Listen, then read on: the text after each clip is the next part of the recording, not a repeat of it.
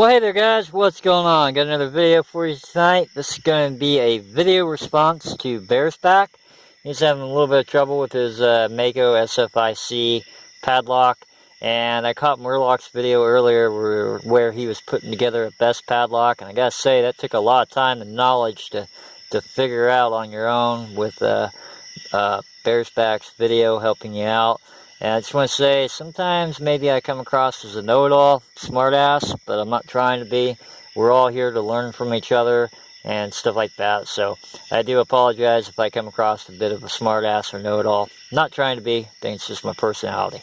So anyway, having said that, I got two theories on what happened to the Mako SFIC lock in Bearsback's video. So I was Christmas shopping, and I came across this Mako core. Doesn't say Mako there, sad face, and I ordered it from Amazon. And then I thought, well, if they're making cores, they're probably making padlocks. So I hopped on over to MakoLocks.com, and I got the Model 128 padlock. So they both came in, one from Amazon, one from Mako's website. There it is working. Go ahead and lock it back up, and we're going to hit the control key. These are my keys. My control key is blank, H keyway. And again, no Mako, sad face. This is my operator key, 1112, H keyway. Again, no Mako stamp, sad face. So, let's go ahead and get this guy out of here. Show you guys what happened. Got two theories. So, I noticed that in the Bearsback video, there's no spacer, and you need a spacer. Whoops, everything just fell out. That's how easy it is to lose that guy. So I think what happened was the person was messing around with it, and either A, spacer didn't come in the package, or B, just like I did right there, it's real easy to lose stuff. If this falls out, drops, and hits the floor, these two pieces will separate, and the person may not know there's supposed to be a spacer there. See how easy that is to lose?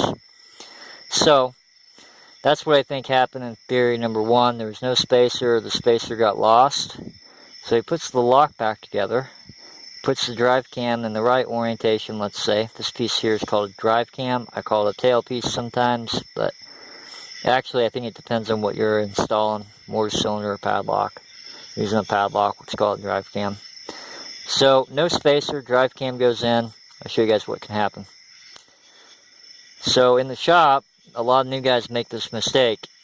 You got the core pinned up, get everything installed, take your operator key, test it out, guess what? Everything works. So then, you take it, you give it to your customer, and your customer will look at it and go, oh, cool, this padlock I ordered. Take it, it'll spin it just like that. He'll stick his operator key in. It works. You lock it up to a gate, chain, or whatever, this orientation now. You pull your operator key out, a couple days go by. The wind blows, somebody pulls on the gate, whatever. Take your operator key. Look what happens. That drive cam has moved away from the actuator because there's no spacer there. So my key just spins and spins and spins. Nothing happens. So, turn it that way. It works. Key comes out, no problem. That's theory number one. So, the drive cam got installed without a spacer. You can actually hear that spacer rattle around in there. Hear that? So let's get this guy out. This is theory number two. This is actually what I think happened. Control key. We are going to install this drive cam in the wrong orientation, but first we'll do it with the spacer. And you see, I don't think it goes into the lock. Spacer, drive cam, wrong orientation. Here we go. It won't fit. So it does not fit. There's no way for you to get that in there. So now, let's take the spacer out, orientate the drive cam wrong direction. Drive cam's the wrong direction now. There's your actuator right there. It's going to hit that actuator. Get this installed. Boom. Drive cam's installed the wrong way. Take our operator key. And if you're in the shop, turn it this way. Stick it in. And we're already locked up. Right there. I cannot get my key out. So I turn it all the way over. It unlocks, but I cannot turn my key back to get my key pulled out. Even when I lock it, I still cannot get my key out. I think this is where he panicked, called Bearsback, and Bearsback said, take a pair of vice grips and yank. And that's when the key got broken. So that's what I think happened. If you do it this way, the key, the operator key, will just spin and spin and spin because that drive cam has come off the actuator. Turn it this way. That drive cam will get down in there, and you cannot get your key out. Your key will not come out. Even when you lock it back up, it won't come out. Turn it. The drive cam separates from the actuator, and now it just spins and spins and spins. That's what I think happened. Give you another little tip here. If you guys get a stuck key, step number 1, make sure the key is orientated the right way to come out of the lock.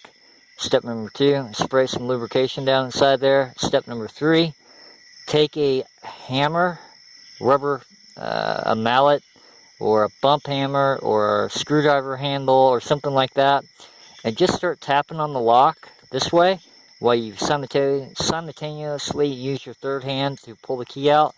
A lot of times what will happen is the pins will get stuck, and by rapping on this lock and pulling on the key at the same time, those springs and pins will start to vibrate loose, and your key will actually come out. 90% of the time. Not always, but 90% of the time, that's how you get an unstuck key out of a lock. You just tap and pull at the same time. So let's go ahead and install this the right way. So that was theory number 2, and that's what I think happened. The drive cam just got installed the wrong orientation. So there it is, wrong orientation. Take it out, holding it in the vertical position. Just spins and spins and spins. And he was probably like, what the heck is going on? Turned it this way. Turned it right there. Got engaged. And now my key will not come out because the timing is off. The drive cam and the actuator got engaged, but the timing is off. So now I can't turn my key to get my key out. Nothing I can do. Even when you lock it back, there's nothing you can do. It will just sit there and stay in that position because your timing is off. So what do? Turn the lock this way, a couple taps, and the only reason why I was tapping it was to get the drive cam to drop back down. So it's very easy to get this key orientated wrong because the bow of the key is symmetrical. And I think he panicked, called Bearsback, and that's how I think that key got broke off. So go ahead and install this the right way. Now, they do make spacers for 7-pin, 6-pin, 7-pin. This is just what I would do. I'm going to put this stuff down, get the spacer back installed on here. I would get a couple spacers, and generally you want to install a couple spacers, and if core sticks out, just subtract 1 spacer and try it again. I got a 7-pin here, 1, 2, 3, 4, 5, 6, 7. Compare that to, this is the best core. Compare that to the 6-pin. You can see the 7-pin's a little bit longer. Let's go ahead and install that with the spacer. Drive cam orientated in the right direction. I don't want to run out of time. Okay, so here we go.